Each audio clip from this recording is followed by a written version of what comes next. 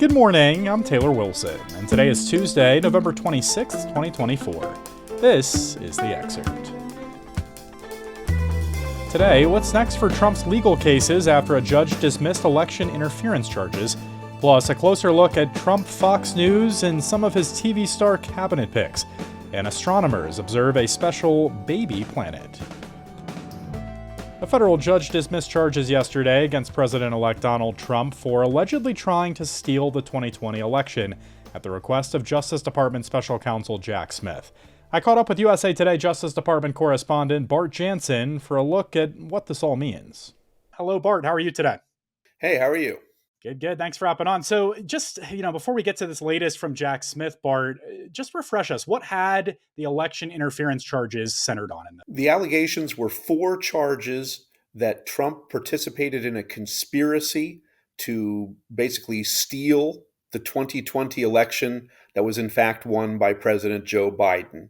He was also accused of obstructing Congress when they were counting electoral college votes on January 6, 2021, because a mob of his supporters stormed the Capitol building and temporarily halted that count. So the combination of all of the charges is why people refer to it as the January 6th case. But the allegation was a conspiracy to deny the rightful outcome of the election.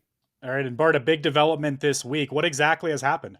Well, we'd been expecting Special Counsel Jack Smith to wind down the charges in this case and in another federal case because with the election of Trump winning the latest election on November 5th, longstanding Justice Department policy says that they do not prosecute sitting presidents. So they hadn't gotten to trial yet.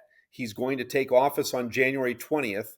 And so Justice Department officials had said, well, they're going to have to wind down these charges and just abandon the cases. That officially happened on Monday. The special counsel, Jack Smith, filed a request to dismiss the charges against Trump. And U.S. District Judge Tanya Chutkan accepted that request. There was no opposition from Trump's lawyers. Chutkan found that because of that lack of opposition, that there was no argument that prosecutors had misbehaved in pressing the charges, but she agreed with the request, and so those federal charges have been dropped.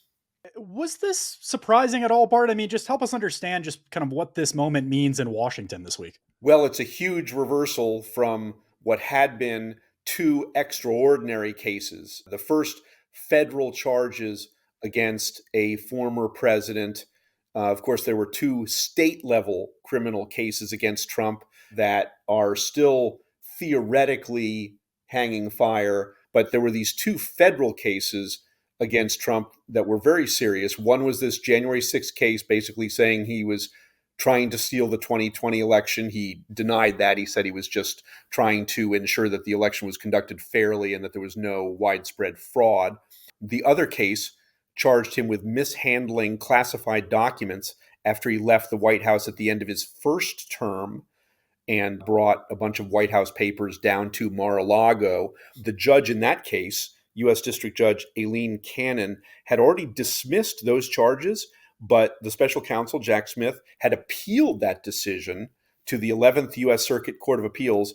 And so he also, on Monday, asked the circuit to drop that appeal. So yesterday wound up not 1, but 2 federal cases, unprecedented cases against a former president. Well, Bart, you mentioned the other cases. We know that you and I have discussed a ton of legal issues for Trump over the last year. What is next for the other cases that Trump faces? Yes, in New York, he was convicted of 34 counts of falsifying business records, basically to hide payments for money to keep a porn actress quiet before the 2016 election about an alleged sexual tryst between them. So he was convicted by a jury, and the sentencing has been pending. The sentencing was scheduled for November 26th, but Judge Juan Merchan has indefinitely postponed that sentencing as he decides what to do about this case because of Trump about to take office again at the White House. Legal experts say that his options include just dismissing the charges, throwing out the conviction entirely, which is what Trump's lawyers have requested. He could also postpone sentencing until after Trump's 4-year term in the White House, as Manhattan District Attorney Alvin Bragg has requested. In Georgia, Trump was charged with election racketeering, a number of charges that were very similar to the federal case of election interference. That case had been scheduled for a hearing at the Court of Appeals on December 5th in Georgia, and that court canceled the hearing, again, because of his looming return to the presidency. And so what we're waiting on in Georgia is Fulton County Superior Judge Scott McAfee, like Merchan, has to decide how he wants to handle the case. Can he simply postpone the prosecution against Trump for 4 years while Trump serves in the White House, or might he dismiss the charges entirely as Trump would prefer? And so we're waiting for decisions from both of those state-level judges in New York and Georgia. All right, time will tell. Bart Jansen covers the Justice Department for USA Today. Thanks, Bart. Thanks for having me. Lawyers for Donald Trump have conducted an inquiry into reports that a top aide asked prospective political appointees for payments to promote their candidacies with the president-elect. Two people close to Trump told USA Today last night.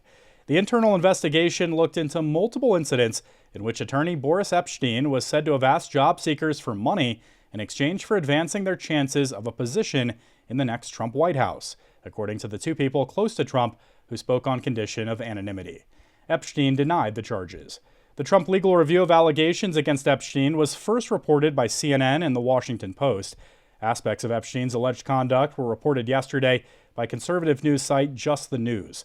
Trump told Just the News he did not know of anyone trying to improperly profit off his new administration. Epin has been a close advisor to Trump for years and is currently under criminal indictment in Arizona with other Trump allies for their alleged efforts to overturn the 2020 election in that swing state using so-called fake electors. Epstein's attorneys in that case were paid with funds from Trump's Political Action Committee. That's according to reporting from the Arizona Republic, part of the USA Today network. Pete Hegseth, Sean Duffy, Mike Huckabee. Names folks would hear on TV giving the news are now the ones making it. The Fox News to government official pipeline is growing, and it's all due to President-elect Donald Trump. In the week since his election win, Trump has made several unorthodox cabinet picks, including casting on-air stars to serve for high-level positions. Earlier this month, Trump tapped Fox and Friends weekend co-host, Fox News commentator, and Army veteran Hegseth to lead the Pentagon. Last week, Trump announced he's nominating Fox Business host and former Congressman Sean Duffy as Secretary of the Department of Transportation, and Trump also named former Arkansas Governor Mike Huckabee as ambassador to Israel. Huckabee had his own show on the network. These commentators also were more than just talking heads to Fox News' millions of viewers. They're familiar faces that have often spent hours in fans' homes. To the network's most loyal viewers, the cabinet picks might feel personal, like someone they know is rising in the ranks. The dominant conservative news giant's presence in Trump's D.C. is not entirely a new phenomenon. Fox's owner, media titan Rupert Murdoch, and Trump were allies during his first term, though their relationship has grown tumultuous, and Trump and host Sean Hannity have remained close, sitting down for interviews numerous times. You can read more with a link in today's show notes. A SWAT team freed a hostage but damaged an innocent person's home. Who should pay? The Supreme Court says it won't review. I spoke with USA Today Supreme Court correspondent Maureen Grappi for more. Maureen, always a pleasure to chat. How are you today? I'm good. Thanks for having me again. Thanks for hopping on today. So what's really the background here, Maureen? What led up to this point? Well, this is a case about a hostage situation in a Texas town in 2000. A fugitive took a 15-year-old girl into a house, and while the police were able to resolve the situation without harm to the girl, the house was severely damaged in the process. The SWAT team used explosives to take down the garage door, armed vehicles knocked down the front door and the fence. Tear gas grenades that were launched through the windows and walls damaged the interior of the house. And the owner of the house was an innocent party. She wanted the city to pay for the damages, but while a jury sided with her, the Fifth U.S. Circuit Court of Appeals said she couldn't sue because the police hadn't done anything wrong. So what ultimately did the Supreme Court decide or not decide here, and what's this now functionally mean for the case? So the homeowner appealed the Fifth Circuit's decision to the Supreme Court, but the Supreme Court declined to take the case. And that means that's the end of it for her. She's not going to get any compensation. As for the main players here, I mean, where do the main arguments lie from her lawyers? What issues did judges take with them throughout the courts?